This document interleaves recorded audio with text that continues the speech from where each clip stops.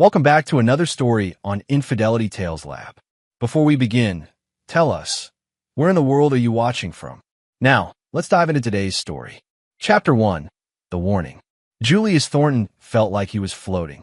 3 days of hospital chairs, bitter coffee, and anxious waiting had culminated in the most beautiful moment of his life, holding his daughter, Grace, for the first time. His wife, Anna, dozed in the passenger seat beside him, exhausted but radiant. The late September sun cast golden light through the car windows as he drove them home to their apartment in downtown Seattle. "I still can't believe she's ours," Anna whispered, gazing at the sleeping infant in the car seat behind them. Julius smiled, his dark eyes crinkling. At 34, he'd built a successful career as a corporate lawyer after leaving the prosecutor's office, but nothing had prepared him for this overwhelming love. "She's perfect, just like her mother." He pulled into their apartment complex, parking in his usual spot. The building was quiet. Most residents were still at work. Julius carefully lifted the car seat carrier while Anna gathered their bags. They walked toward the building entrance, both moving slowly, savoring these first moments as a family. But when they reached their third-floor apartment, Julius stopped cold. A white piece of paper was taped to their door. In bold black letters, someone had written, "Don't enter. Call 911. What the hell? Julius's jaw tightened.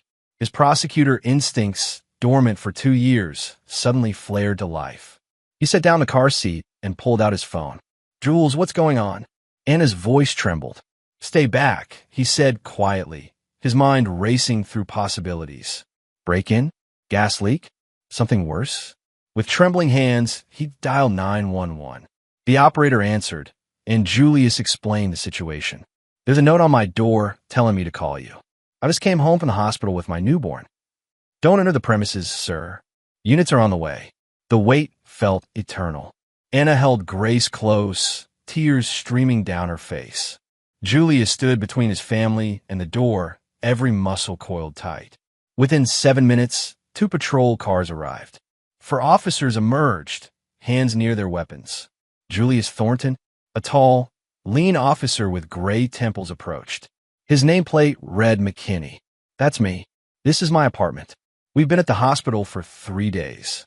Detective Leo McKinney's eyes narrowed. "Step back, please." He nodded to his team, and 2 officers approached the door with weapons drawn.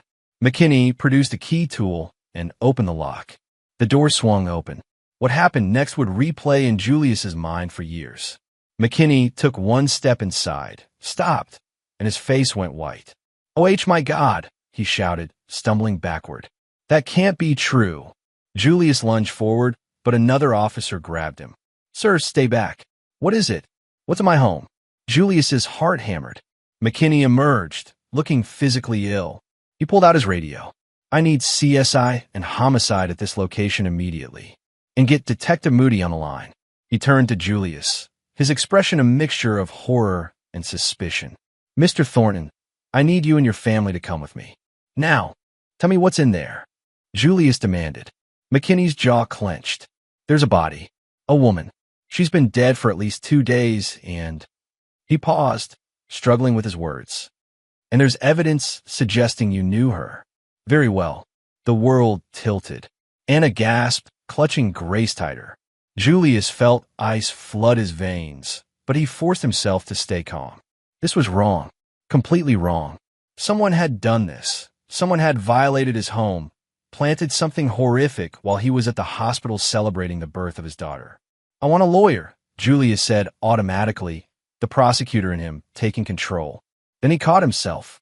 "Wait, I am a lawyer. I'm also telling you right now, I have no idea what you found in there. Someone set this up." "That's what they all say," McKinney muttered. "Let's go downtown. We have a lot to discuss." As officers cordoned off his apartment with yellow tape, Julius watched his life unravel. But beneath the shock, his mind was already working, analyzing, planning. Someone had done this to him. Someone wanted to destroy him. And Julius Thornton was going to find out who, and make them pay. Chapter 2. The Ghost of Cases Past. The interrogation room at the Seattle Police Department was deliberately uncomfortable. Gray walls, fluorescent lights, a metal table bolted to the floor. Julius sat across from Detective Leo McKinney and his partner, a stocky man named Donald Moody. Anna was in another room with Grace, probably being questioned by a female officer. Julius forced himself to breathe slowly. Panic was the enemy. Logic was his weapon. "Let's start from the beginning," McKinney said, sliding a photograph across the table face down. "Do you recognize this woman?" Julius flipped it over and immediately wished he hadn't. The woman was maybe 30, blonde, her face frozen in death.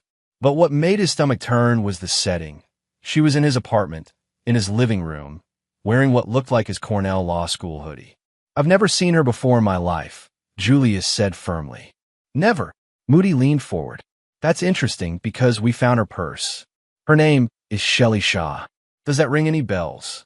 Julius's mind raced through every case, every client, every person he'd encountered. "No. Who is she?" "We were hoping you'd tell us," McKinney said. "She's been dead approximately 48 hours. You've been at the hospital for 3 days, you say?" "My wife went into labor at 6 p.m. on September 23rd. We've been at Harborview ever since.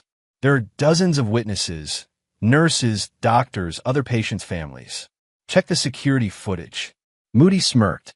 "Oh, we will. But here's the thing, counselor. We found your fingerprints on a wine glass next to her body. We found her phone, and guess what? The last person she called was your number. 3 days ago." Julius's blood ran cold, but he kept his expression neutral. "That's impossible. Check my phone records. I haven't received any calls from unknown numbers." "Except you have," McKinney said, sliding over a phone log. "September 23rd, for 17 p.m. A call from her number to yours, lasting 47 seconds. Julius stared at the log. It was his number, but he'd never received that call. Someone cloned my number or spoofed the records. "This is a setup." "A setup," Moody repeated mockingly. "Let me tell you what I think happened. You were having an affair. She got clingy. Maybe she threatened to tell your wife about the baby. You panicked."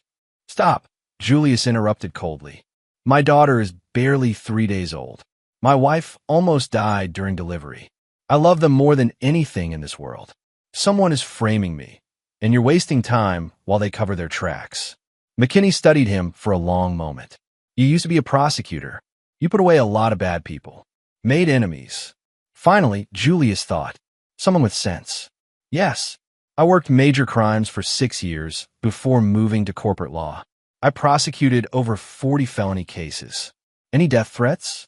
Revenge promises?" Julius laughed bitterly. "Dozens. But most of those people are still in prison, and the ones who aren't," he stopped. A memory surfaced, sharp and cold. "What?" McKinney pressed. "There was one case," Julius said slowly. "My last case as a prosecutor. Leonard McGowan. He was running a human trafficking operation, bringing women from Eastern Europe, forcing them into prostitution. We built an airtight case. He got 25 years. And," Moody prompted, "he had a brother, Marcos McGowan. He was in the courtroom every day during the trial. When the verdict came down, he stood up and screamed that I'd pay for destroying his family, that he'd take everything from me the way I took everything from him."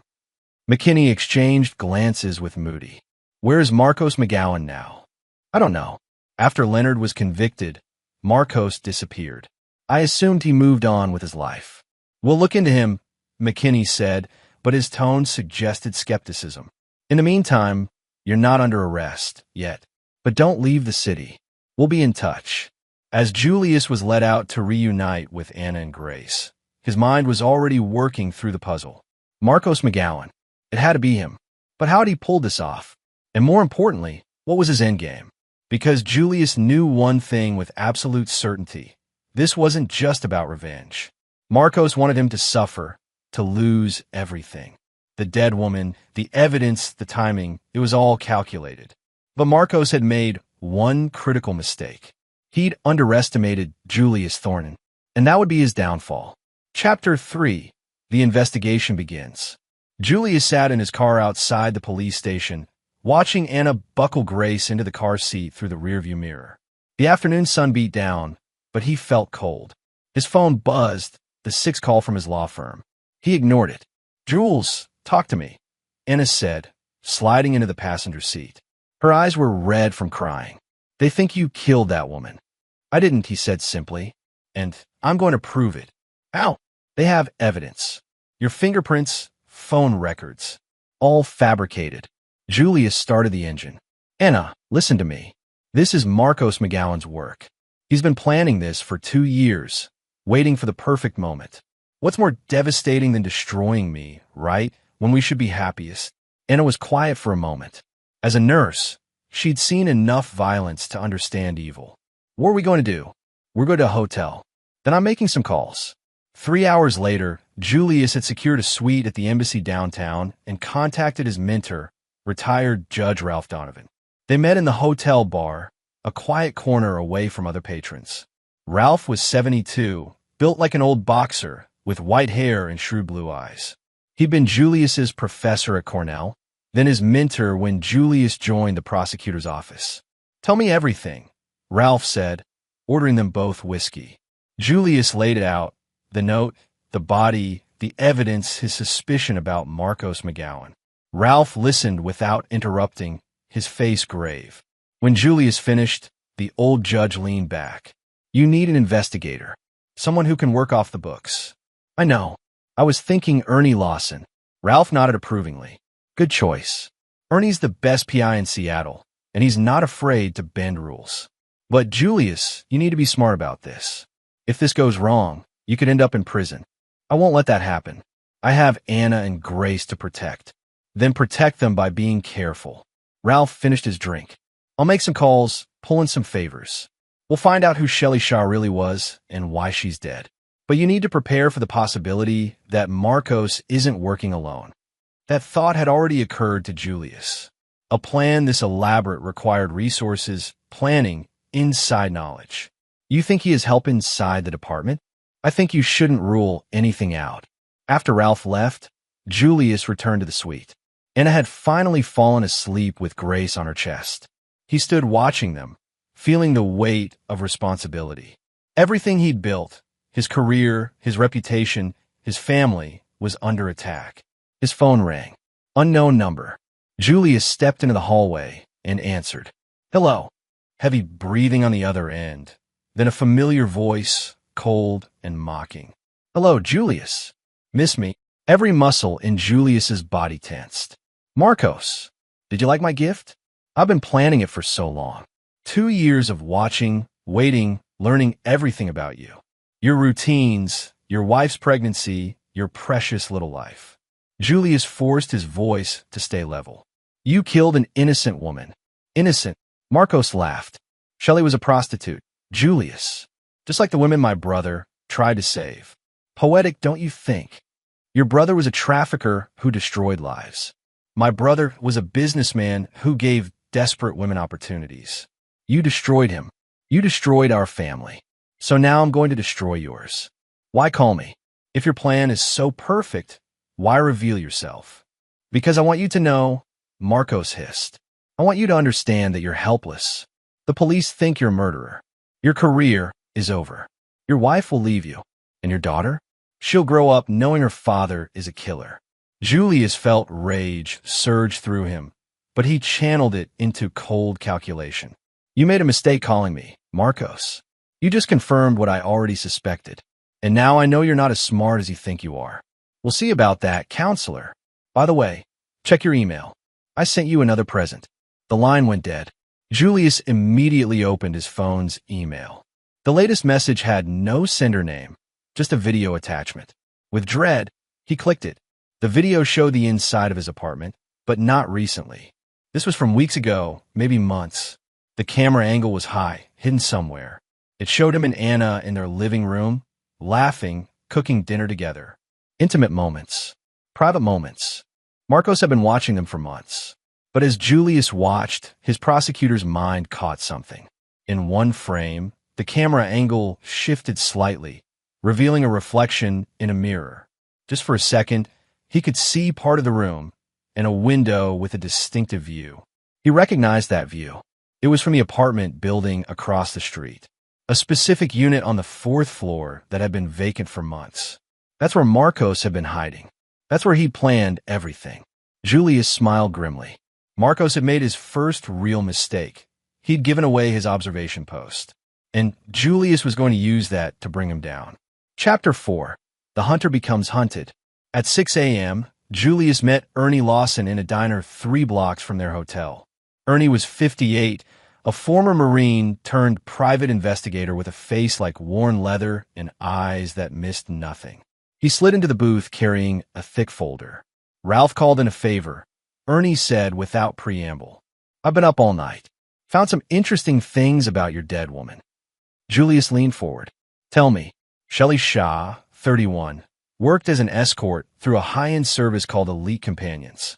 But here's the kicker. She had no family in Seattle. She moved here 6 months ago from Miami. Want to guess who else was in Miami 6 months ago? Marcos McGowan.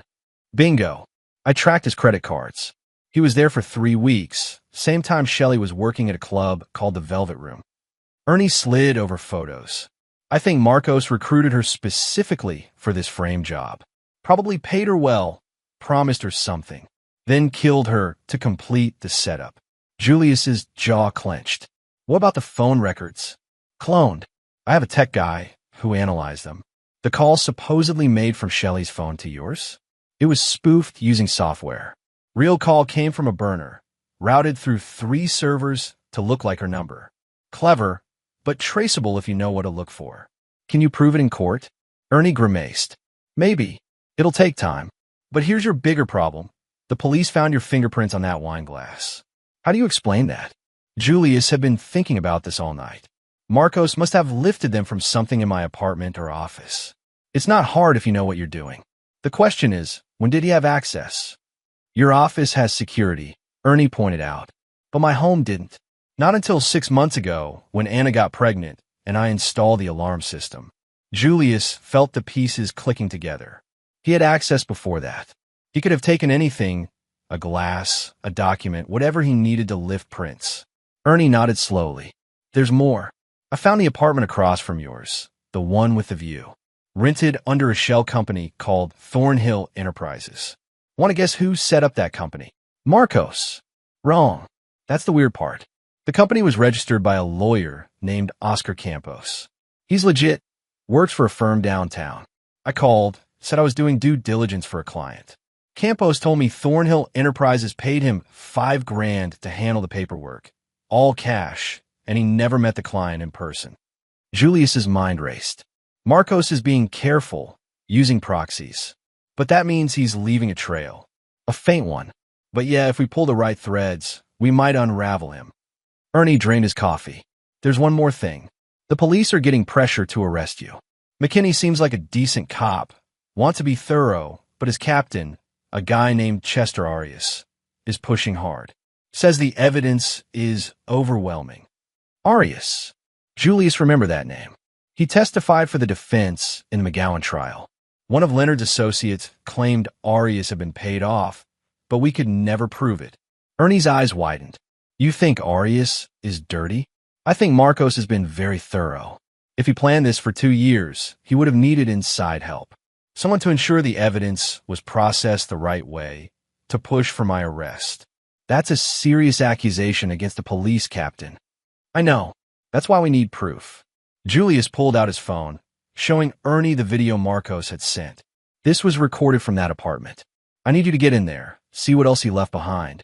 Breaking and entering. Call it aggressive investigating." Ernie grinned, the first time Julius had seen him smile. "Now you're talking my language. But what about you? If Arias is dirty and pushing for your arrest, you might not have much time. Then I'll make time count. I need to talk to Oscar Campos, find out everything about who hired him.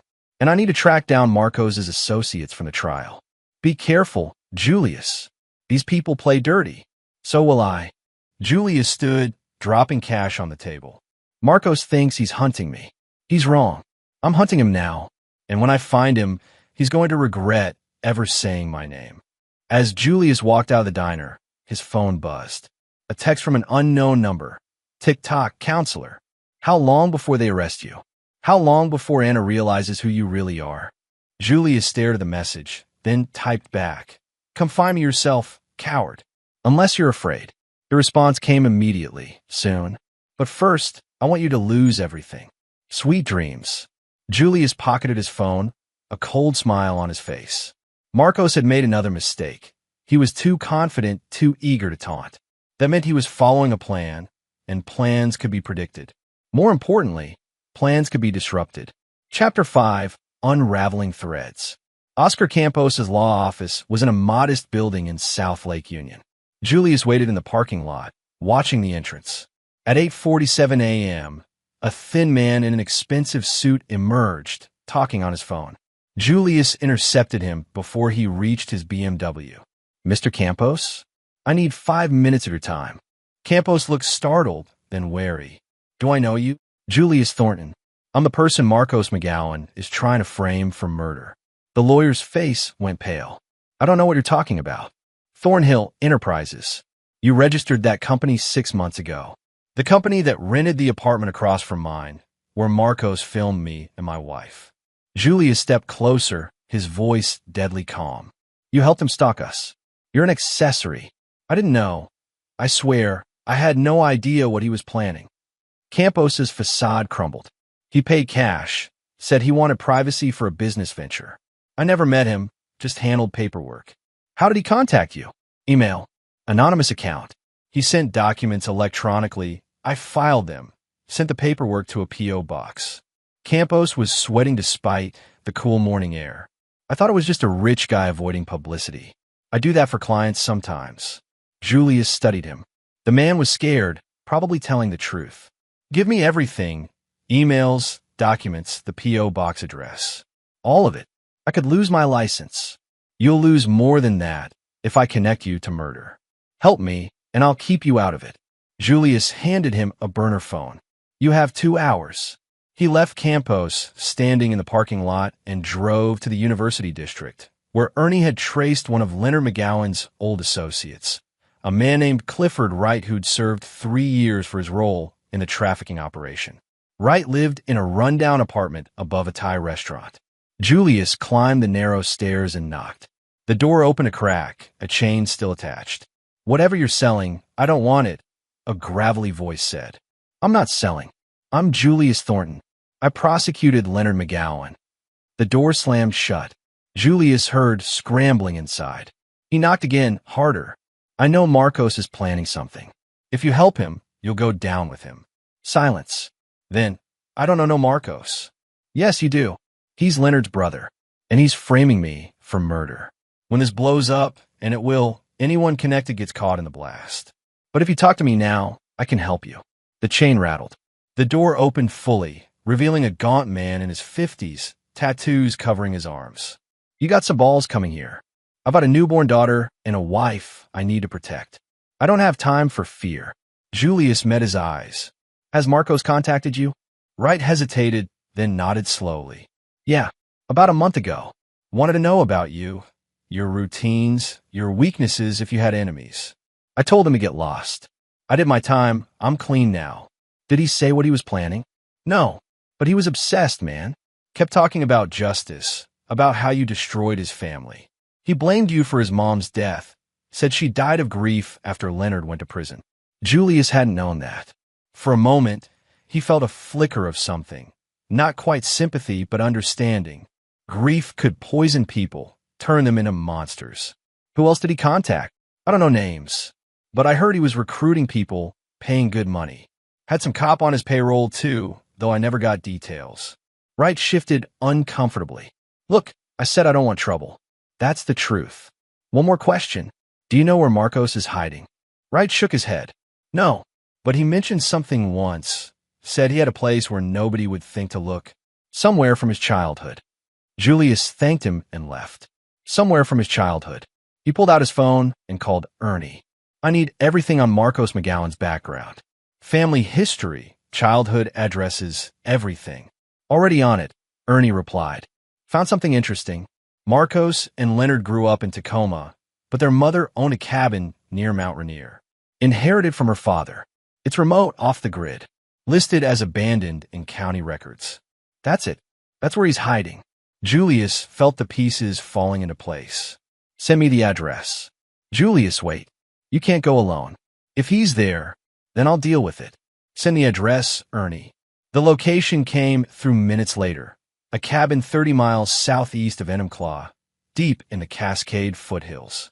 Julius started driving, his mind calculating. This was risky, possibly stupid. But Marcos had made this personal, had threatened his family. Julius needed to end this, and sometimes that meant taking risks. His phone rang. Detective McKinney. Julius answered on speaker. Mr. Thornton, where are you? Following up on some leads. What? Captain Arias is pushing for a warrant for your arrest. I'm trying to hold him off, but I need you to come in. Answer more questions. I didn't kill anyone, detective. I'm being framed. I'm starting to believe you, McKinney said, surprising Julius. The phone records don't add up, and we found some irregularities in the fingerprint analysis. But I need time to build a case. Can you give me that? Julius made a split-second decision. Detective, have you ever heard of a police captain named Chester Arias taking bribes? Dead silence on the line. Then, that's a serious accusation. I prosecuted Leonard McGowan 2 years ago. During the trial, there were allegations that Arias was on Leonard's payroll. We couldn't prove it, but the rumors persisted. Now Arias is pushing hard to arrest me. Why? Because Marcos McGowan is pulling his strings. McKinney was quiet for a long moment. If what you're saying is true, where's your evidence? I'm working on it. Give me 24 hours. I can't. 24 hours, detective. Then you'll have everything you need. Julius hung up before McKinney could respond. The GPS showed 15 miles to the cabin. He pressed the accelerator, racing against time and against an enemy who'd been planning this confrontation for 2 years. But Marcos had made one fatal miscalculation. He'd turned this into a war. And Julius Thornton knew how to win wars. Chapter 6. The Trap Within a Trap. The cabin emerged from the forest like a skeleton, weathered wood, broken windows, surrounded by decades of neglect.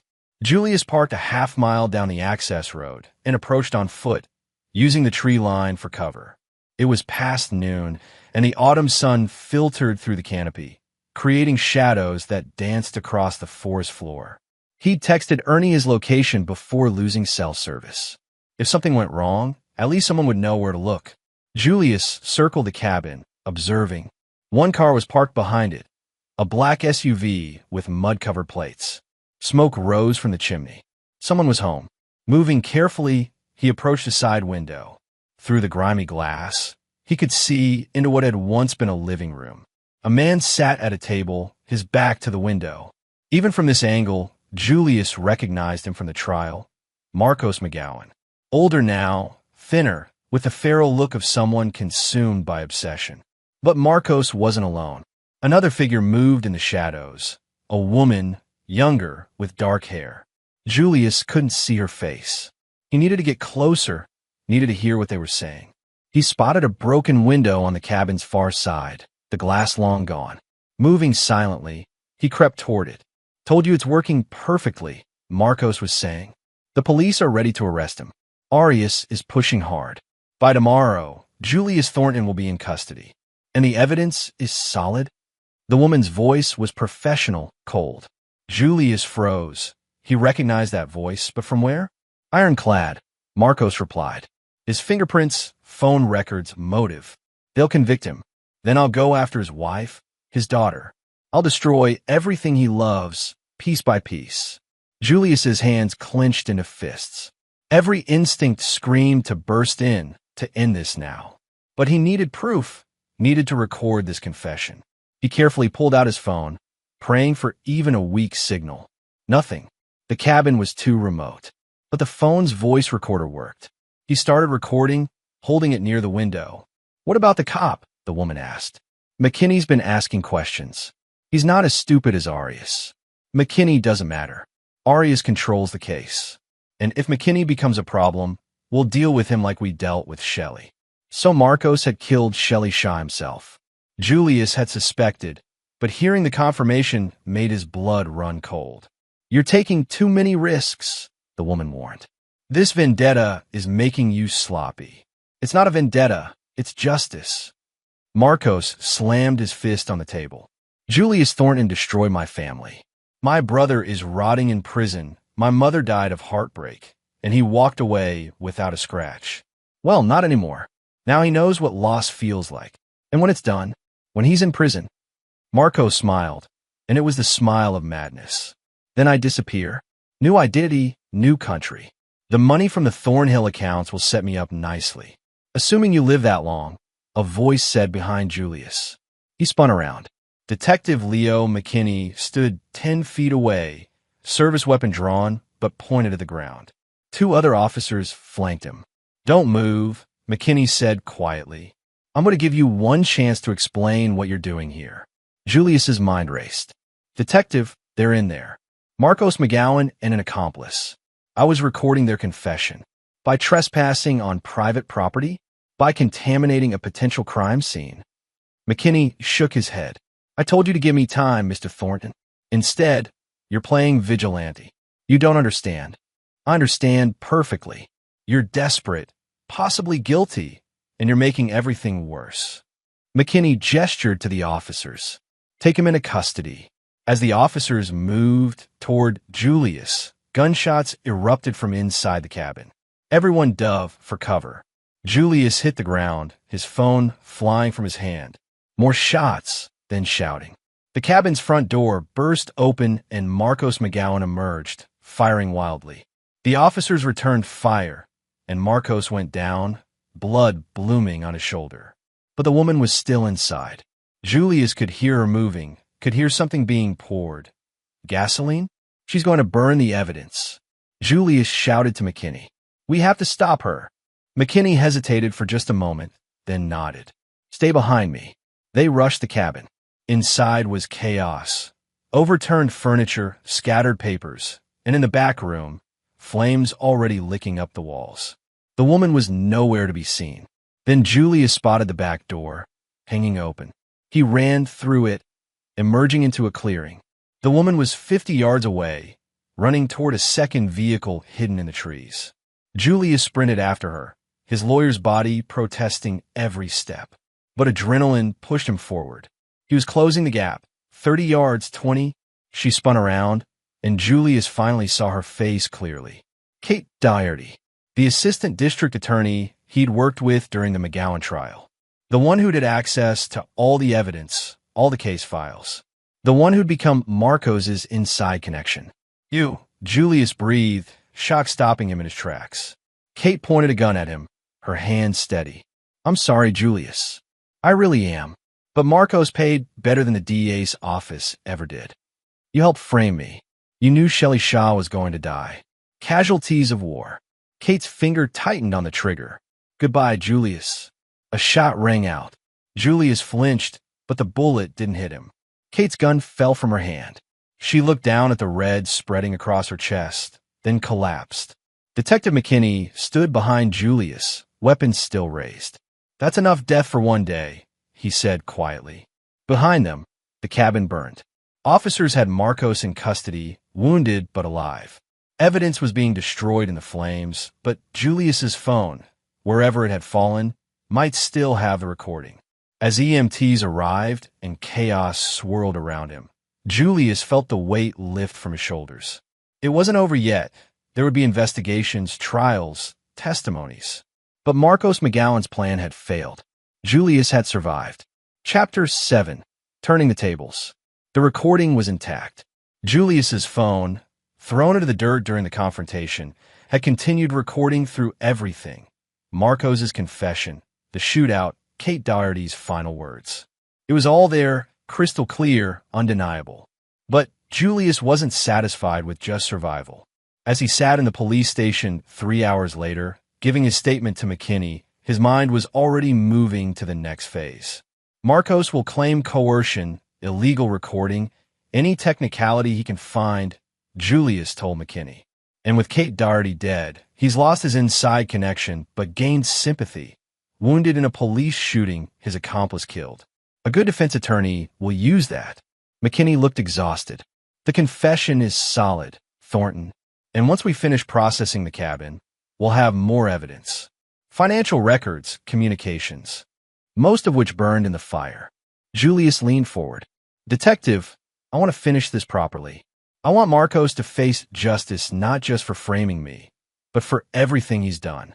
Shelley Shaw's murder, the corruption of Kate Doherty, the bribery of Captain Arias. Arias is already under investigation.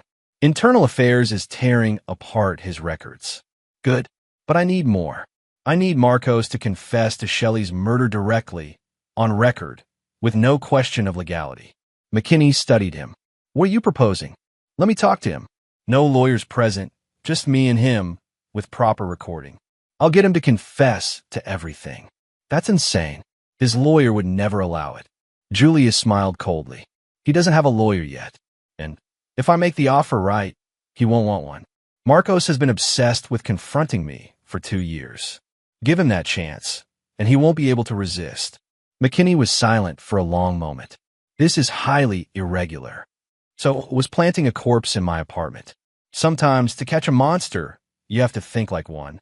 20 minutes later, Julius stood outside an interrogation room. Through the one-way glass, he could see Marcos McGowan, his shoulder bandaged, sitting in handcuffs. The man looked smaller now, diminished by failure. Julius entered. Marcos's head snapped up, hatred burning in his eyes. "Hello, Marcos," Julius said calmly, taking the seat across from him. "We finally get our face-to-face meeting. Come to gloat." Marcos spat. "You ruined everything." "Again?"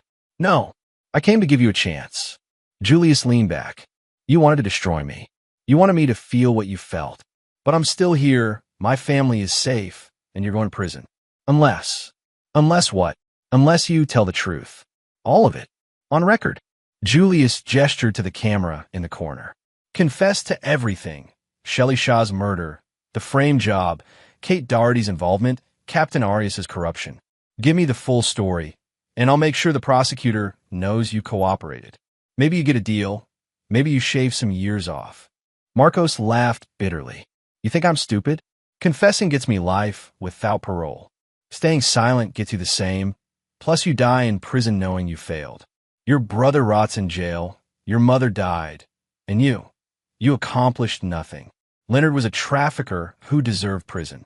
You destroyed your own life for a criminal. What a waste." Marcos's face flushed red. "My brother was a good man. He tried to help those women. He enslaved them."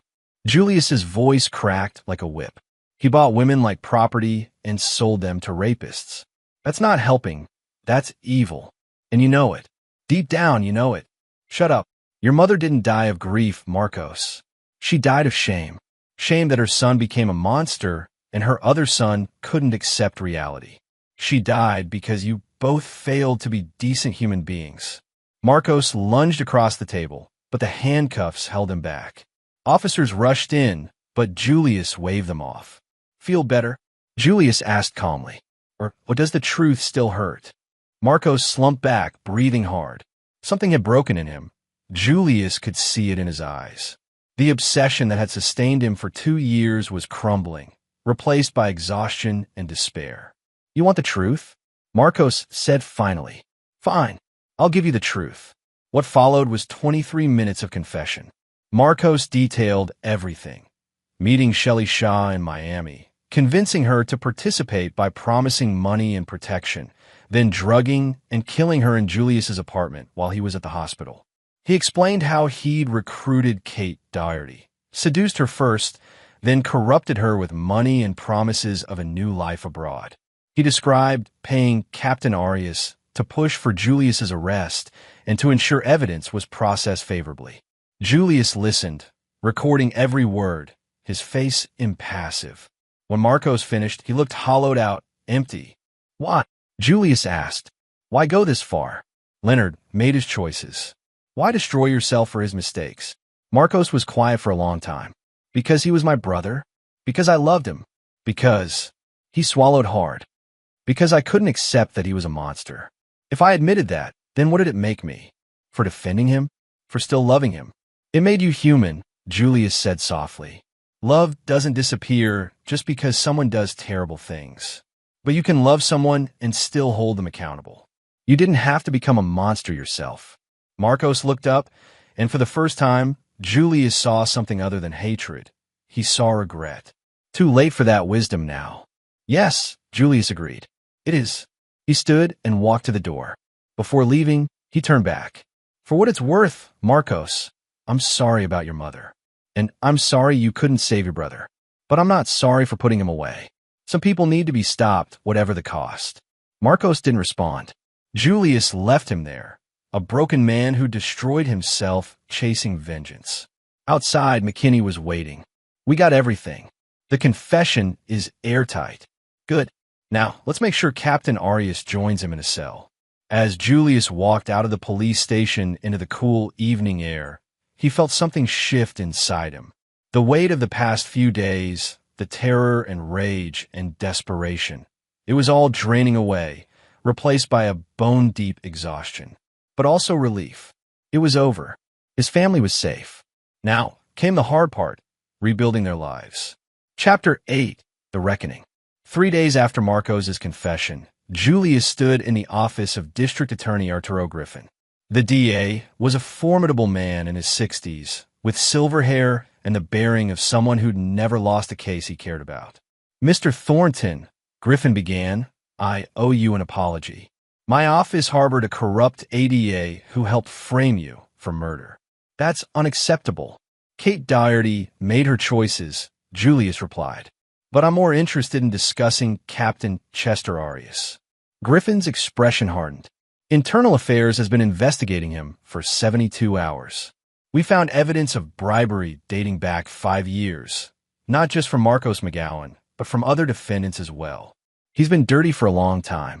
I suspected as much during the Leonard McGowan trial. We should have pushed harder, perhaps, but that's history now." Griffin pulled out a thick file. "Arias has been arrested. He's facing charges of corruption, obstruction of justice, and conspiracy to commit murder. With Marcos' testimony and the financial records we've recovered, he's looking at 20 years minimum." Julius nodded. "Justice, finally.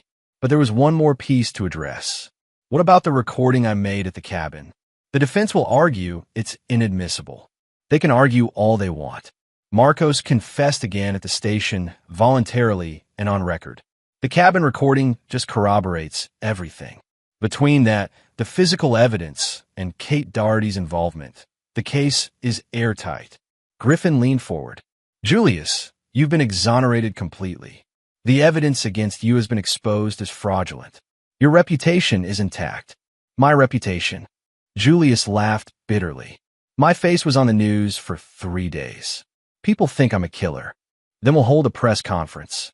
I'll personally announce that you were the victim of an elaborate frame job, that you helped expose corruption in the police department, and that you're a hero." "I'm not a hero. I'm just a father trying to protect his family." Griffin smiled slightly. "Sometimes that's the same thing." The press conference happened the next day. Julius stood beside DA Griffin and Detective McKinney as cameras flashed and reporters shouted questions. Griffin laid out the facts clearly. Julius Thornton had been framed by Marcos McGowan in an act of misguided revenge. The frame job involved murder, corruption, and a conspiracy that reached into the police department itself.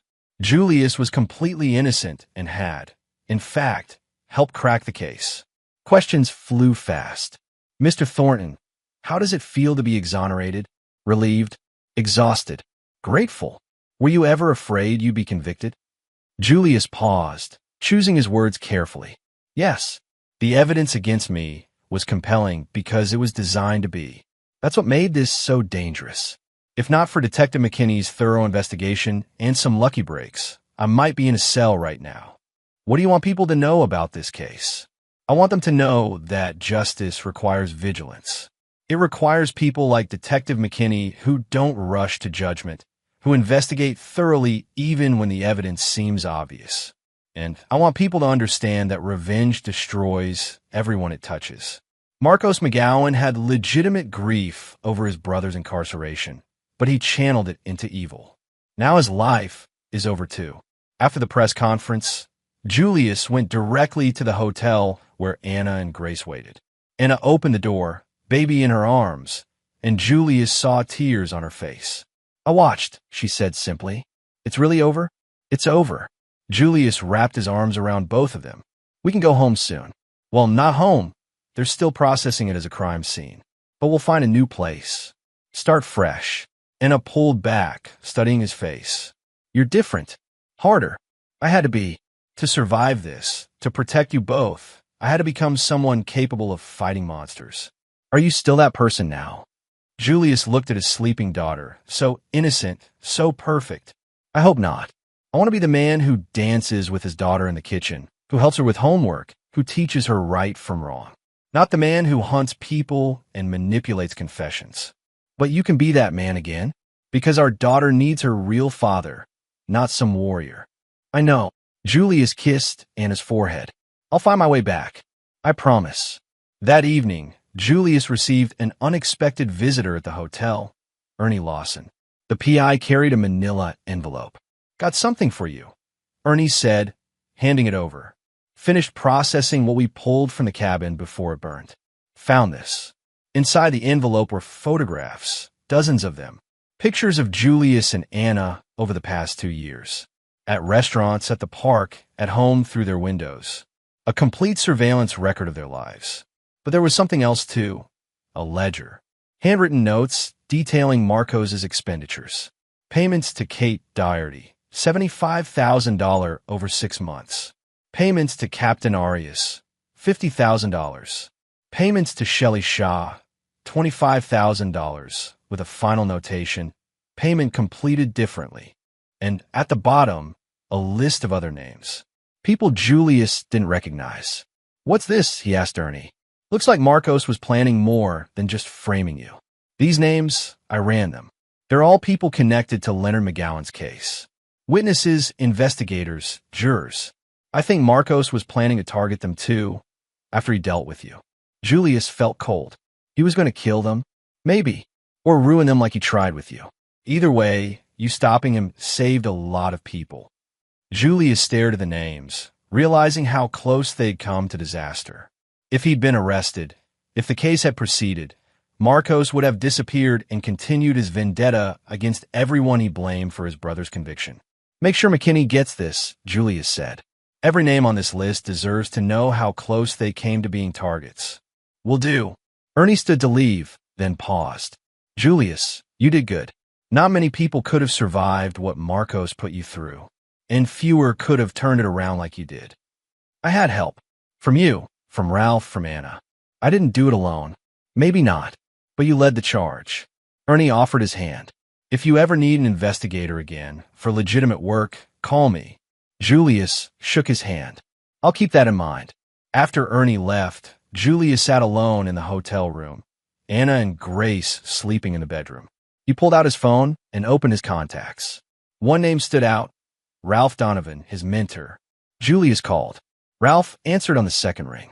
Julius, I've been watching the news. You're all anyone can talk about. Ralph, I need your advice. Legal advice. Of course. What is it? Marcos McGowan confessed to everything. He's been in prison for life, no question. Captain Arias is facing charges. Kate Doherty is dead. Justice is being served, objectively speaking. I hear a but coming, but it doesn't feel like enough. Julius's voice was raw. Marcos destroyed Shelley Shaw. He corrupted Kate Doherty. He terrorized my family. He almost destroyed my life. And yes, he'll rot in prison, but that's not enough. I want him to suffer the way he made me suffer. Ralph was quiet for a moment. Julius, I understand that impulse, but you need to let it go. Revenge breeds more revenge. You've won. You've protected your family. That has to be enough. What if it's not? Then you'll become what you fought against. You'll become Marcos, consumed by vengeance, destroyed by hatred. Ralph's voice softened. Julius, you have a daughter now. She needs a father, not a vigilante. Don't throw that away for the satisfaction of making Marcos suffer. Julius closed his eyes, feeling the truth in Ralph's words. You're right. I know you're right. It's just hard to let go of the anger. I know, but that's what separates the good men from the monsters. Good men know when to stop. They talked for another hour, Ralph helping Julius process the trauma of the past week. By the time they hung up, Julius felt more centered, more like himself. He looked at the photos Ernie had given him, all those images of his life that Marcos had stolen. Julius gathered them up and walked to the hotel room's fireplace. One by one, He fed them to the flames.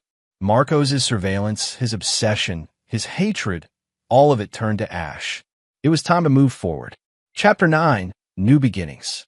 6 weeks later, Julia stood in the nursery of their new apartment, painting the walls a soft lavender. Anna had chosen the color, so it would be calming for Grace. He could hear his daughter gurgling in the living room, Anna talking to her in that musical voice reserved for babies. The trial had been quick. Marcos McGowan pled guilty to all charges: murder, conspiracy, obstruction of justice. Life without parole. Captain Chester Arias got 20 years. The investigation into Kate Doherty's corruption had exposed 3 other cases where she manipulated evidence, leading to retrials for the defendants. Julius's life had been turned inside out, examined by the media and public opinion, then slowly put back together. His law firm had welcomed him back with apologies and a promotion. Ralph Donovan had written an op-ed defending him. Even some of his old colleagues from the prosecutor's office had reached out, offering support. But the real healing happened here, in this new apartment, far from the crime scene that had been their home. Starting fresh, building new memories. Jules! Anna appeared in the doorway. There's someone here to see you. Julius set down the paint roller and walked to the living room. Detective Leo McKinney stood there, looking uncomfortable in jeans and a polo shirt. Detective, this is a surprise. I'm not here as a detective, McKinney said. I wanted to check on you, see how you're doing. Julius gestured to the couch, and they sat. We're doing okay. Better, every day. Good. That's good. McKinney hesitated. I also wanted to apologize. I almost arrested you. If I'd moved faster, if I'd listened to Arias instead of my gut. But you didn't, Julius interrupted. You investigated thoroughly. You asked the right questions. You're the reason I'm free. I should have seen Kate Doherty's involvement sooner. She was right under my nose, and I never suspected.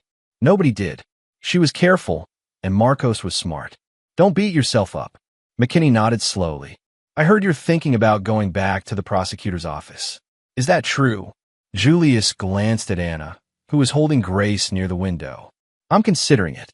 Being framed reminded me why I became a prosecutor in the first place. To fight for justice, to protect innocent people. Corporate law pays better, but it doesn't give me the same sense of purpose. The DA's office could use someone like you, especially now, with the restructuring after Kate's betrayal. I'll think about it. Julius stood, extending his hand. Thank you for coming, Detective. It means a lot. McKinney shook his hand. Take care of that family, Julius. You fought hard for them.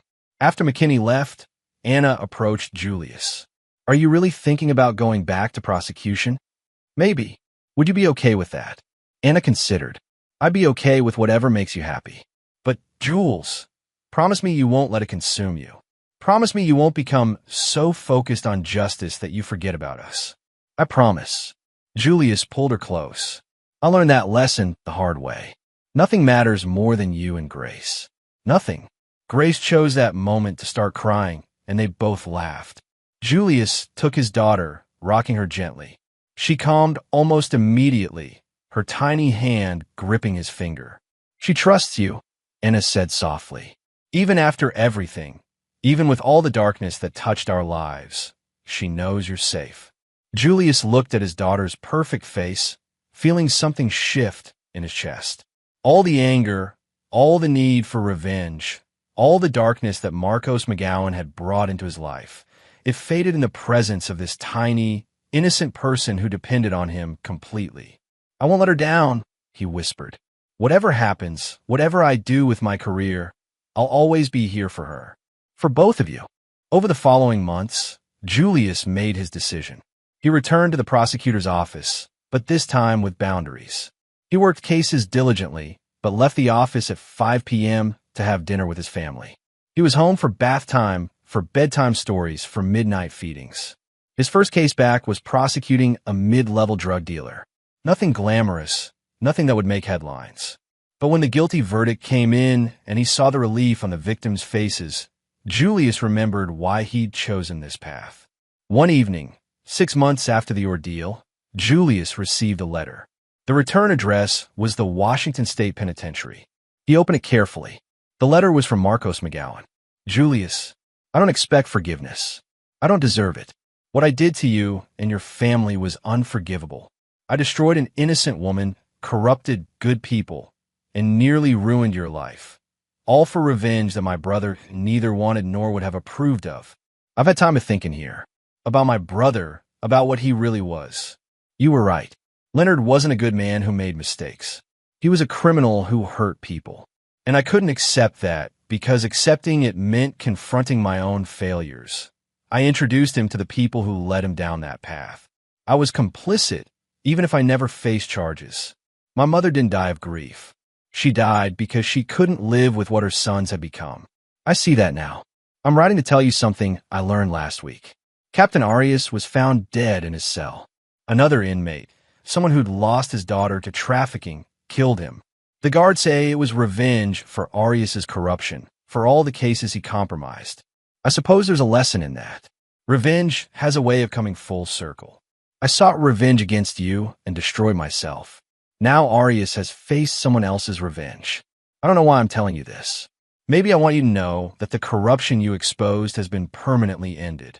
Maybe I just needed someone to tell, and you're the only person who'd understand. I hope your daughter grows up happy and safe. I hope she never knows what her father had to endure because of me. And I hope, though I have no right to hope, that someday you can think of me without hatred. Not with forgiveness, I don't deserve that. But maybe with pity for a foolish man who destroyed everything chasing ghosts. Marcos McGowan. Julius read the letter twice, then set it aside. Anna, reading over his shoulder, asked, "What will you do with it?" "Nothing," Julius said. "He wants something from me. Redemption, understanding, acknowledgement. But I don't owe him anything. Will you write back?" Julius thought about it, then shook his head. "No, some chapters need to stay closed. Marcos McGowan is in the past. Our future is what matters now." He took the letter and added it to a box in his office closet, a box containing all the documents, photos, and evidence from the case. Someday, when Grace was older, he might tell her the story. Or maybe he wouldn't. Maybe some battles were better left in the shadows, known only to those who fought them. For now, Julius returned to the living room where Grace was taking her first wobbling steps. Anna held her hands, guiding her, both of them laughing. Julius joined them, kneeling on the floor. Grace lurched toward him, and he caught her in his arms. She squealed with delight, and Julius felt his heart swell. This was victory. This was justice.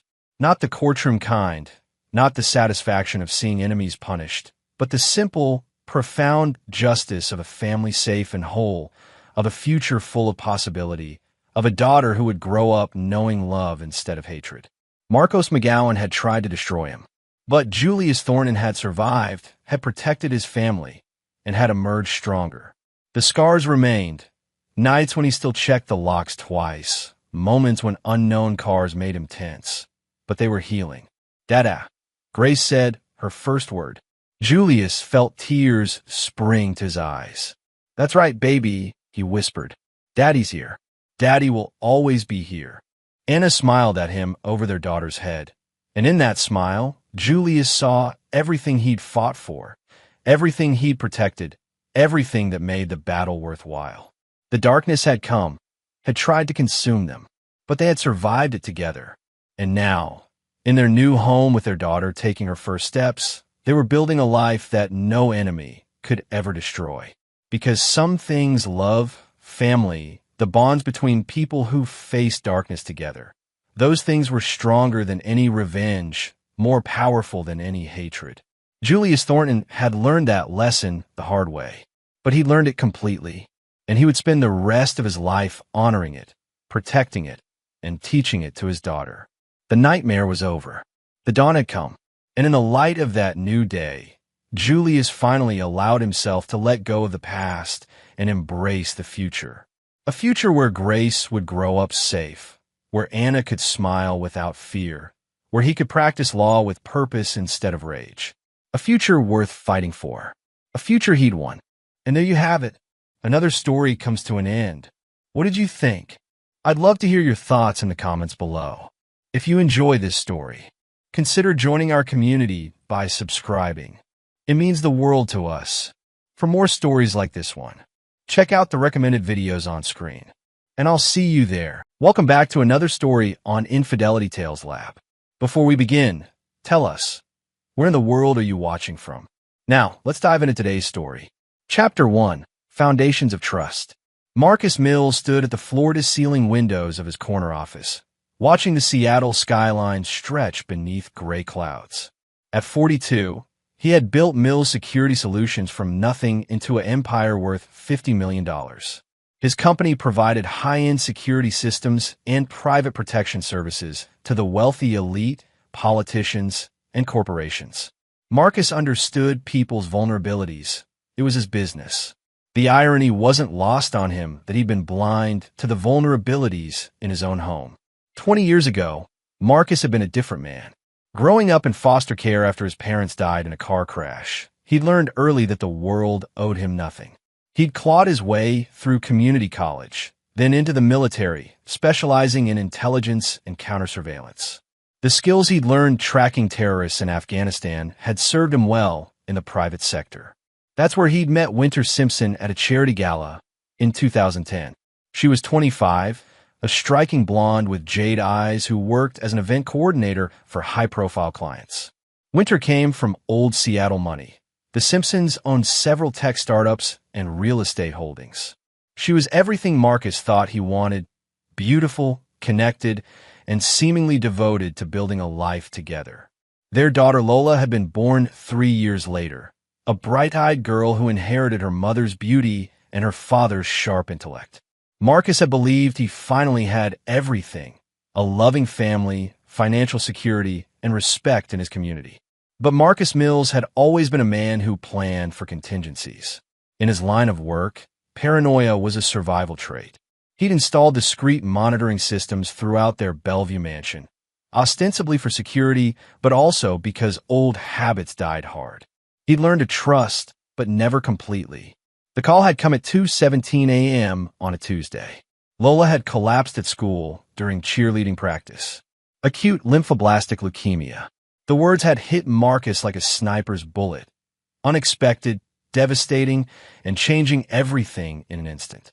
Seattle Children's Hospital became their second home.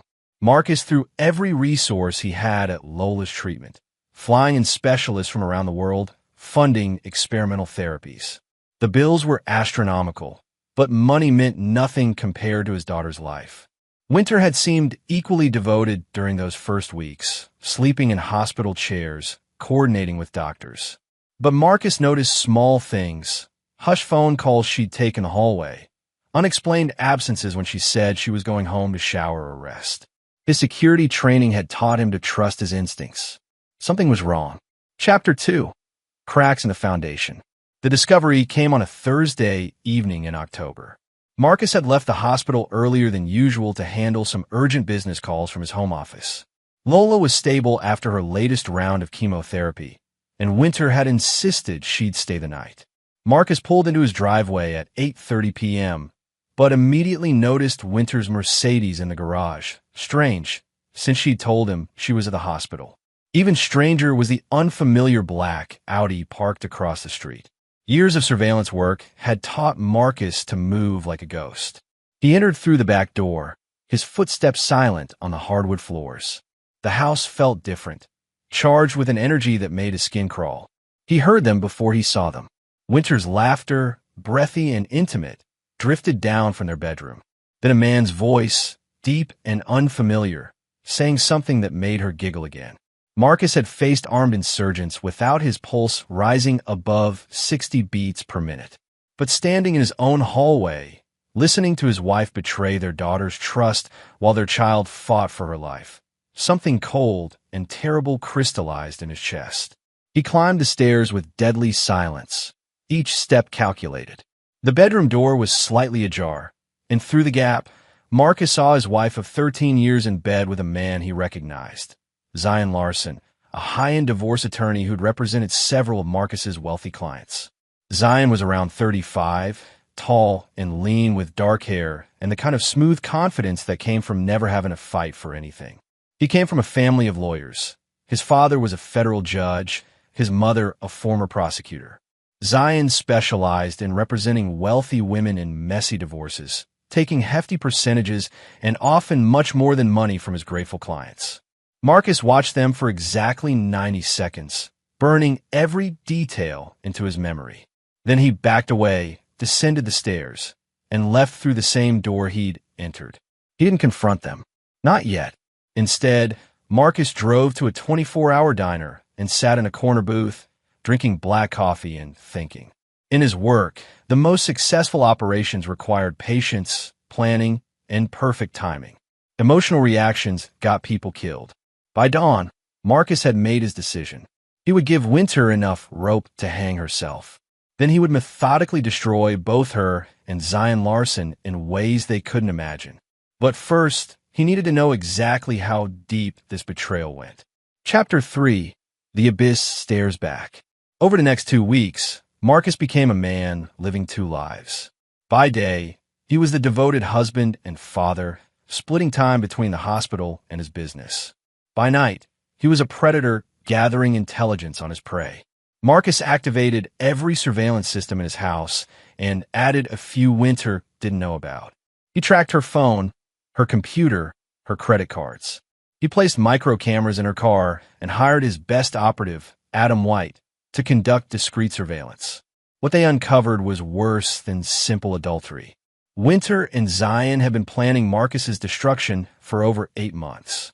The affair had started after Zion represented one of Winter's friends in a divorce that netted the woman $30 million. Winter had been impressed by Zion's ruthlessness and skill at hiding assets. Their plan was elegant in its cruelty. Wait until Marcus was most vulnerable, during Lola's illness, then systematically drain his accounts while he was distracted by hospital visits and medical decisions. Winter had access to most of Marcus's business accounts through their joint holdings. She'd been moving money in small increments to accounts Zion had helped her establish, all while playing the devoted wife. But the real revelation came when Marcus discovered their endgame. Audio recordings from his home office revealed Winter and Zion discussing how to frame Marcus for financial crimes once they'd stolen enough money. Zion knew prosecutors and judges who would fast-track charges against Marcus while protecting the evidence that he'd been embezzling from his own clients. The plan was to leave Marcus bankrupt, imprisoned, and unable to care for Lola, at which point Winter would have full custody of their daughter and control of any remaining assets. Marcus listened to these recordings in his car outside the hospital, watching his daughter sleep through the window of her room. Lola was responding well to treatment. Her doctors were cautiously optimistic, but she would need ongoing care for years, maybe decades. The woman he'd trusted with his life and his daughter's future was preparing to destroy them both for money and the thrill of betrayal.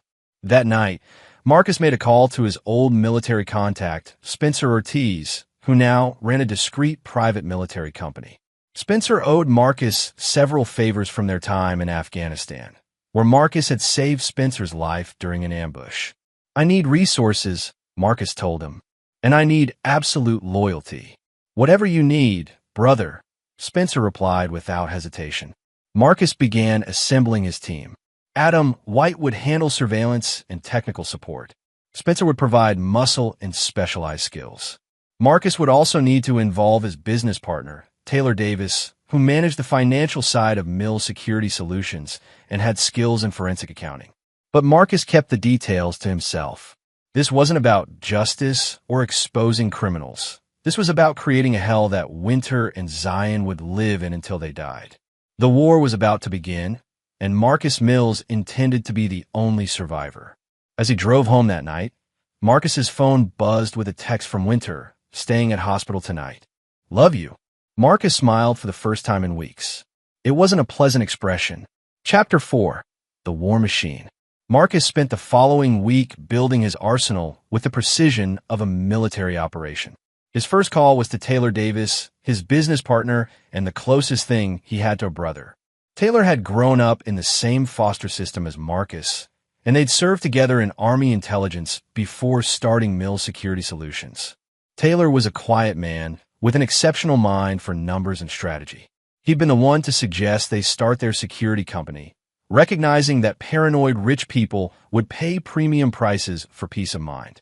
Over 15 years, Taylor had helped Marcus build a client list that read like a who's who of Seattle's elite. "We need to talk," Marcus told Taylor over secure phone. "Private. Tonight." They met at Marcus's secondary office, a discreet facility across town where Mills Security conducted its most sensitive operations. The building was a fortress equipped with every surveillance countermeasure money could buy. Marcus laid out everything: the affair, the financial theft, the frame-up plan. Taylor listened without interruption, his expression growing darker with each revelation. "How much have they stolen?" Taylor asked when Marcus finished. $750,000 so far, Marcus replied. "But that's just the beginning. They're planning to take everything, then put me in prison." Taylor was quiet for a long moment. Then he said, "What do you need?" "I need you to create a financial maze," Marcus said. "Move our real assets somewhere they can't touch them. Make it look like we're vulnerable while actually being untouchable. And then we make them disappear." Taylor nodded slowly. "I'll need 48 hours to restructure everything." "What about Lola?" "Lola is off limits," Marcus said firmly. "She never gets touched by any of this. Whatever happens, she stays innocent." Over the next 3 days, Taylor worked his magic with offshore accounts, shell companies, and investment vehicles that would take forensic accountants years to unravel.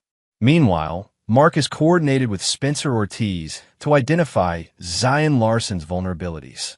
Spencer's research revealed that Zion had expensive tastes and dangerous habits.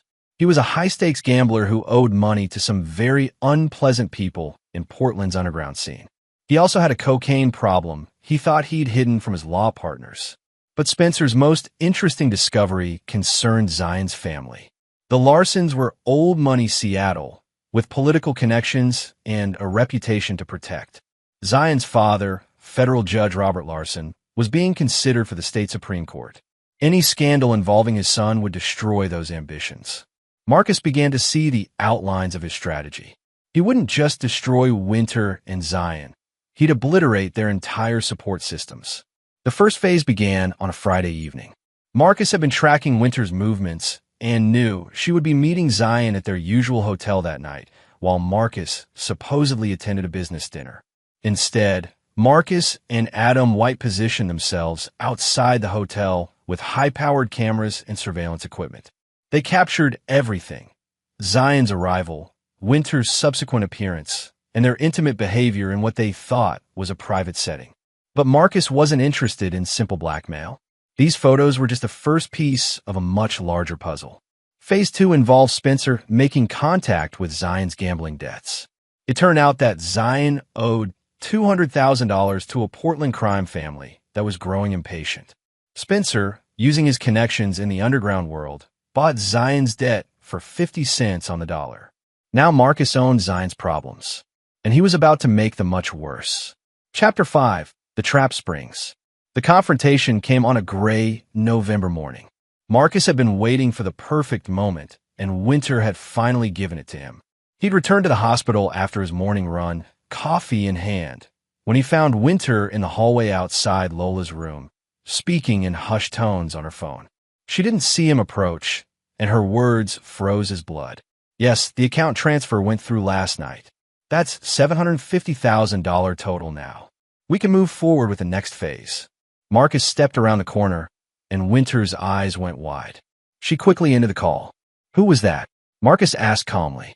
"Just coordinating with the insurance company," Winter stammered. "About Lola's treatment costs." Marcus nodded slowly. "Which insurance company uses personal cell phones for coordination? And why would they need account transfers?" Winter's face flushed.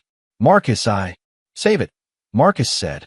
His voice was quiet, but something in his tone made Winter step backward. "I know about Zion.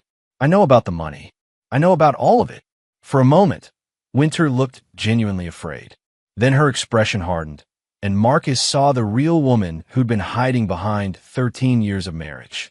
"You were never supposed to find out this way," she said coldly. "But since you have, let's be honest. I needed that money more than you did. You'll make more. You always do. But I have a future to secure."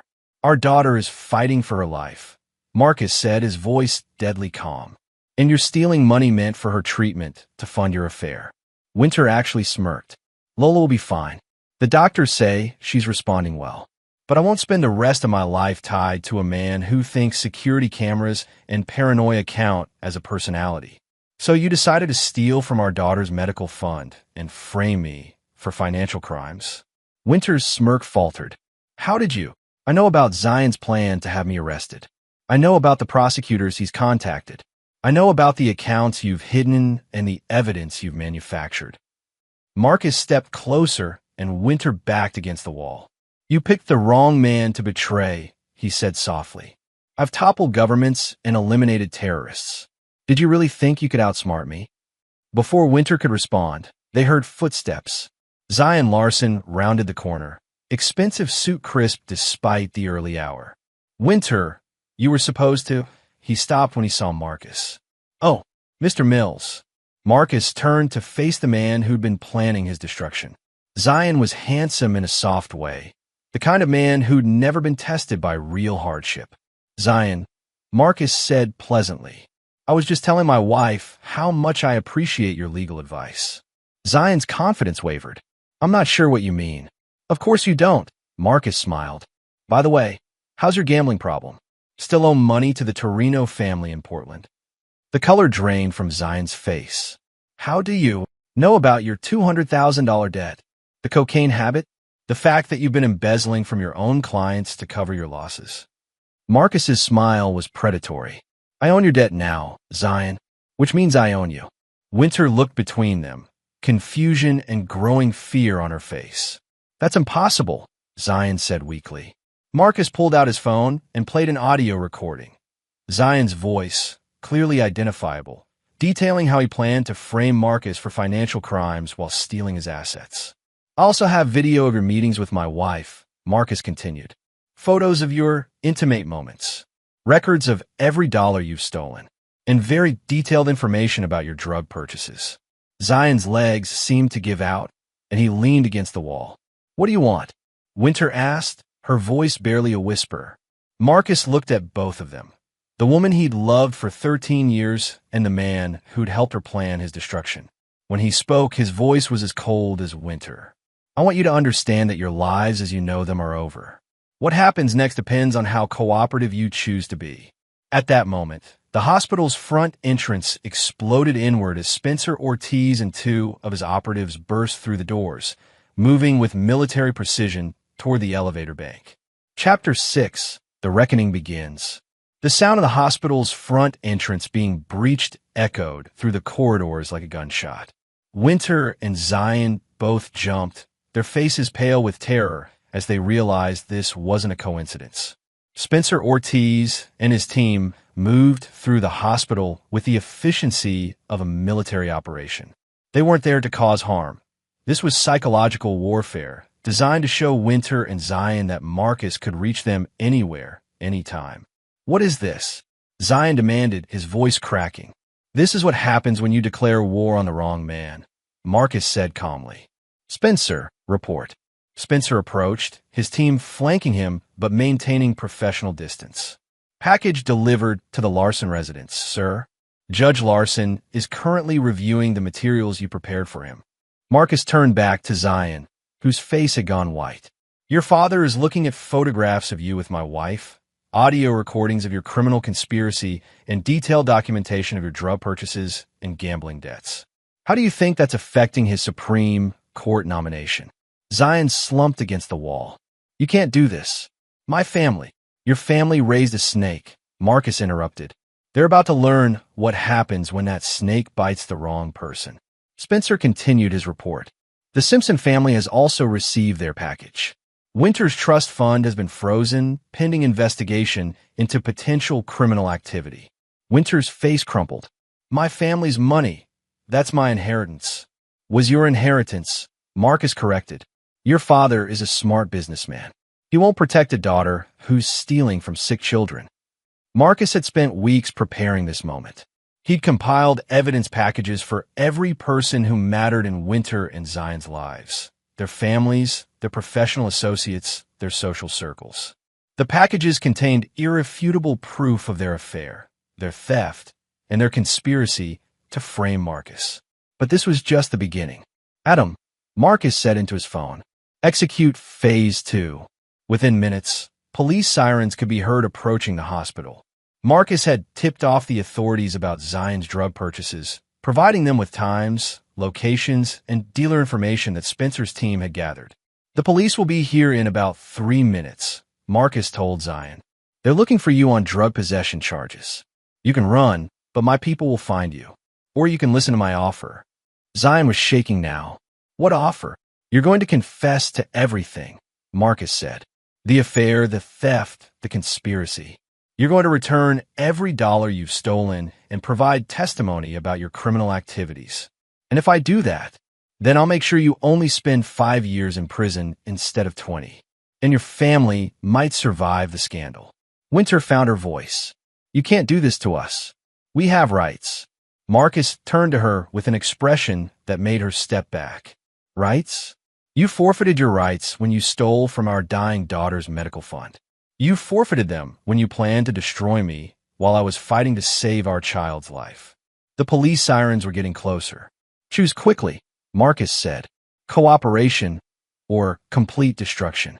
Zion looked at Winter, then back at Marcus.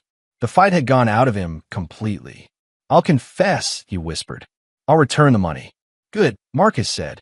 Spencer will escort you to the police station. Adam has already prepared your statement.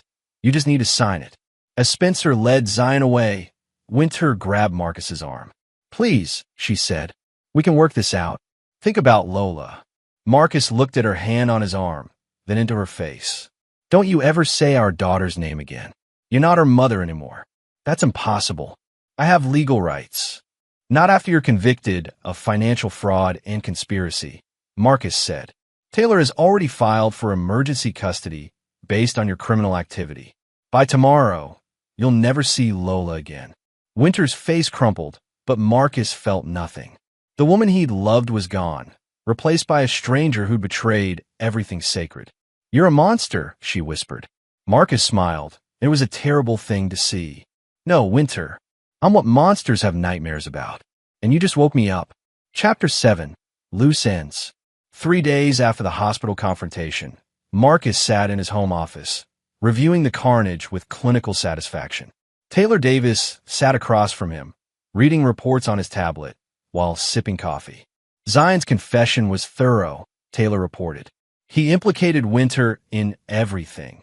The affair, the theft, the conspiracy to frame you. The district attorney is recommending 10 years for him, 5 for her if she pleads guilty. Marcus nodded. And the money? Every dollar recovered and returned to your accounts, plus interest and penalties that Zion's family agreed to pay. Apparently, Judge Larson values his reputation more than his son's financial comfort. The Larson family had indeed thrown Zion to the wolves. Judge Robert Larson had issued a public statement disowning his son and donated $500,000 to children's cancer research to atone for his family's shame. Zion's mother had filed for divorce and reverted to her maiden name. Zion himself was currently in protective custody, having received death threats from his former gambling associates who weren't pleased about their debts being exposed to law enforcement. What about the Simpson family? Marcus asked. Taylor smiled grimly. Winter's father cut her off completely. Her trust fund has been redistributed to charity. Her brother publicly stated that she's no longer considered part of the family. Marcus felt a grim satisfaction. Winter had always valued her social status and family connections above all else. Losing both was a fate worse than prison for someone like her. But Marcus wasn't finished. Over the past week, he'd been executing the final phases of his revenge. Spencer's team had been busy making life difficult for anyone who'd enabled or ignored Winter and Zion's activities. The hotel where they'd conducted their affair found itself under investigation for money laundering after Marcus provided evidence of their cash transactions. The manager who'd been taking bribes to provide them with privacy was facing federal charges.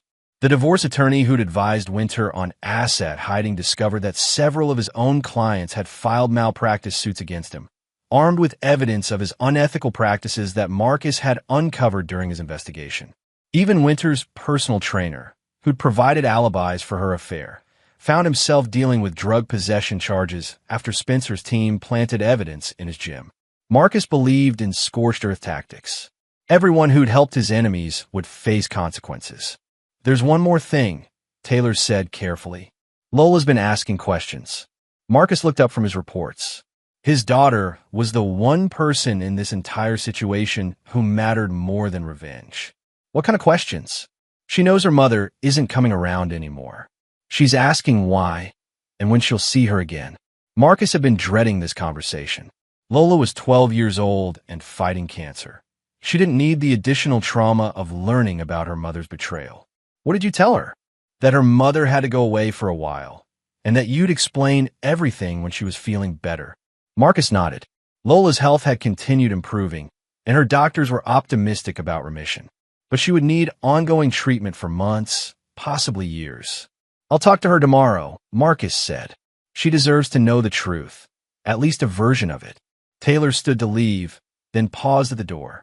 "Marcus, I have to ask, was it worth it? All of this destruction, all these lives ruined?" Marcus considered the question seriously.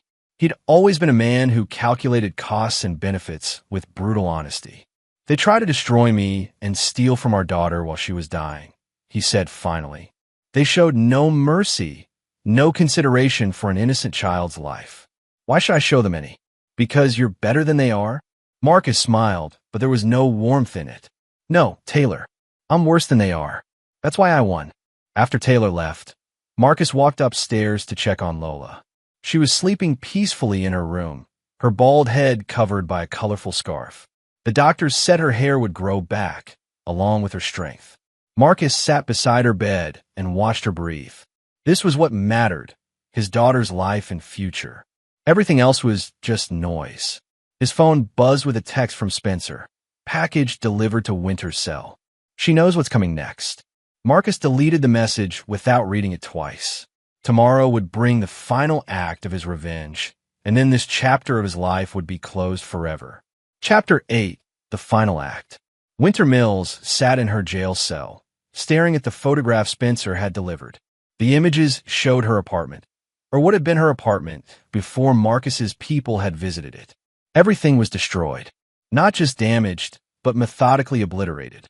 Her clothes were shredded, her furniture was broken beyond repair, her art collection was reduced to splinters and torn canvas. Even her personal photos had been defaced with surgical precision. But the message was clear. Marcus could reach her anywhere, anytime, even from inside a federal detention facility.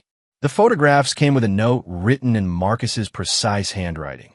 "This is what your life looks like now. Tomorrow it gets worse." Winter had been in custody for a week, held without bail due to the severity of the charges and the prosecution's argument that she was a flight risk. Her public defender, appointed after her family cut off funding for private attorneys, had advised her to take the plea deal Zion had already accepted: 5 years in federal prison, full restitution, and forfeiture of any claim to Marcus's assets or custody of Lola. Winter had refused, still believing she could find a way out of this nightmare. That was before the photographs arrived. Now she understood that Marcus wasn't interested in justice through the courts. This was personal annihilation, and he had resources she couldn't fight. The next morning, Winter was transferred to the courthouse for what her lawyer called a status conference. She expected to meet with prosecutors about her plea negotiations. Instead, she found herself in a small conference room face-to-face with Marcus. He looked exactly the same as always, calm, well-dressed, utterly in control. But there was something different in his eyes, something cold and final that made Winter's skin crawl. "Hello, Winter," he said pleasantly. "What do you want?" she asked, proud that her voice didn't shake. "I want you to understand what your life is going to look like," Marcus said. He placed a tablet on the table between them and activated the screen. The video showed Winter's sister Maria Martin walking to her car in a parking garage. Winter watched in horror as a van pulled up beside Maria and several men got out. "Don't worry," Marcus said as Winter gasped. "They didn't hurt her. They just delivered a message." The video continued, showing the men handing Maria an envelope before driving away. Winter's sister opened the envelope and pulled out photographs, the same images of Winter and Zion's affair that Marcus had sent to everyone else. Maria will receive similar packages every week for the next 5 years, Marcus continued. So will your parents, your remaining friends, your former colleagues, everyone you've ever known will receive regular reminders of what you are. Winter stared at the screen, understanding beginning to dawn. You're going to torment my family forever. Not forever, Marcus corrected. Just until you're dead. The casual way he said it made Winter's blood freeze. The federal prison system is dangerous. Marcus continued conversationally. Inmates die from violence, from medical negligence, from suicide. Tragic accidents happen all the time. You can't threaten me like this. I'm not threatening you, Marcus said. I'm explaining your reality. You see, I've made arrangements.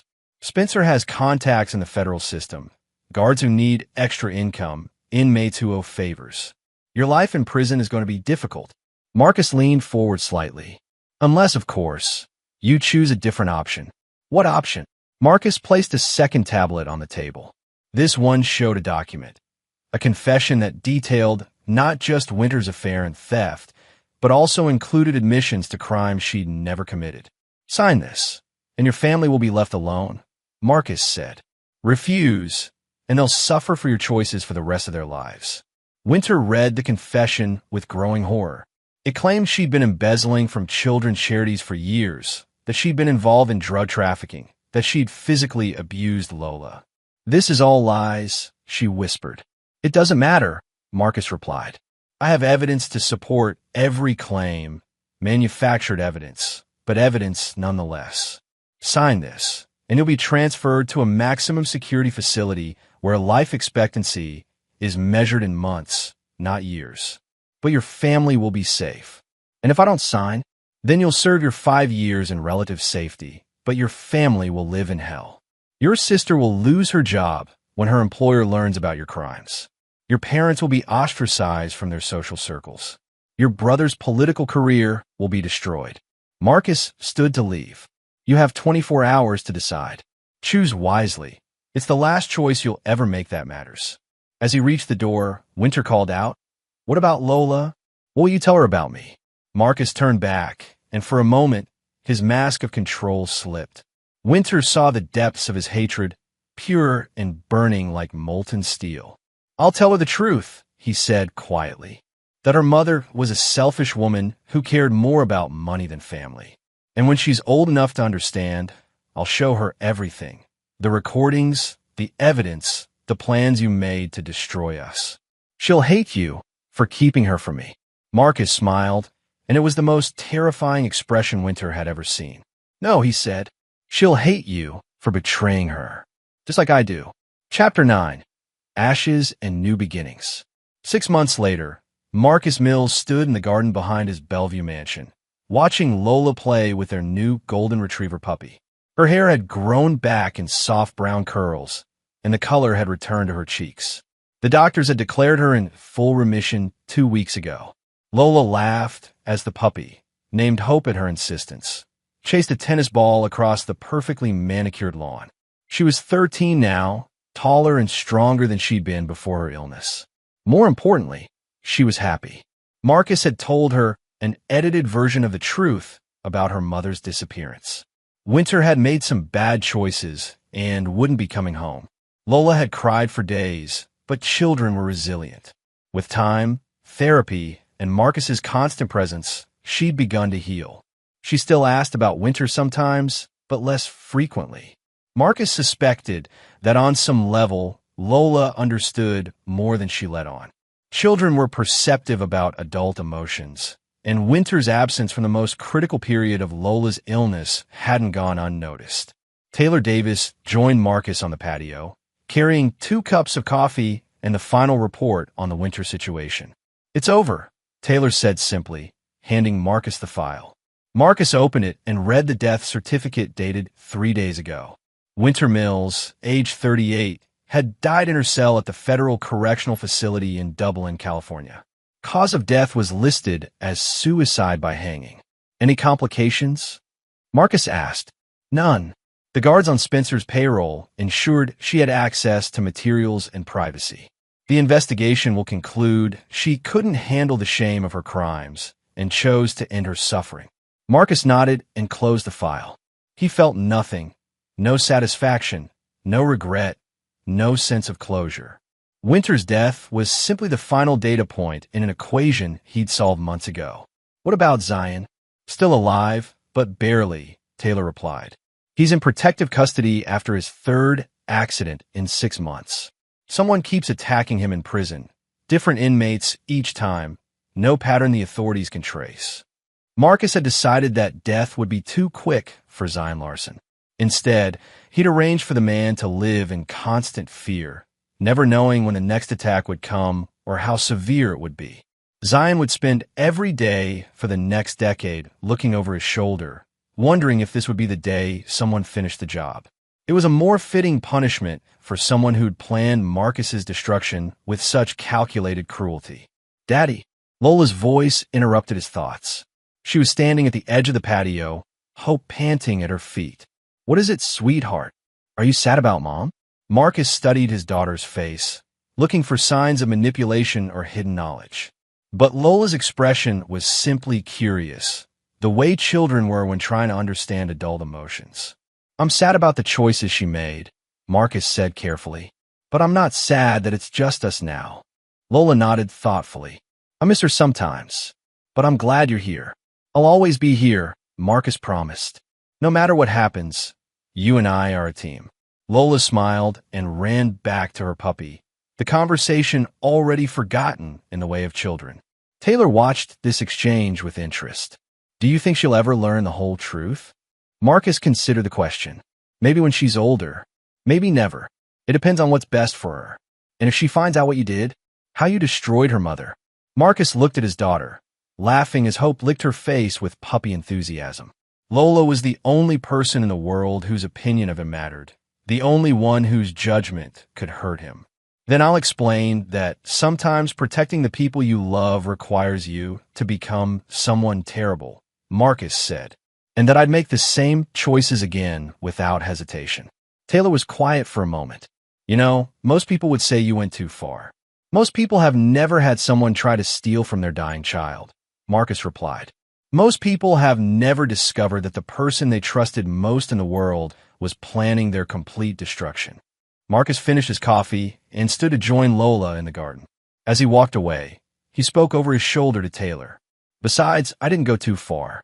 I went exactly as far as necessary to protect what matters most. Winter and Zion learned that actions have consequences. The world is a little bit safer because two predators are no longer hunting in it. Taylor watched Marcus crouch down to pet Hope while Lola explained the dog's training progress with typical 13-year-old enthusiasm. To any casual observer, they looked like a normal father and daughter enjoying a peaceful afternoon. But Taylor knew better. He'd watched Marcus Mills systematically destroy two people with the precision of a surgeon and the ruthlessness of a warlord. He'd seen his friend transform from a loving husband into something far more dangerous. The transformation wasn't complete, though. Marcus was still capable of love, but only for those who'd earned it and proven their loyalty beyond question. For everyone else, he was exactly what he'd told Winter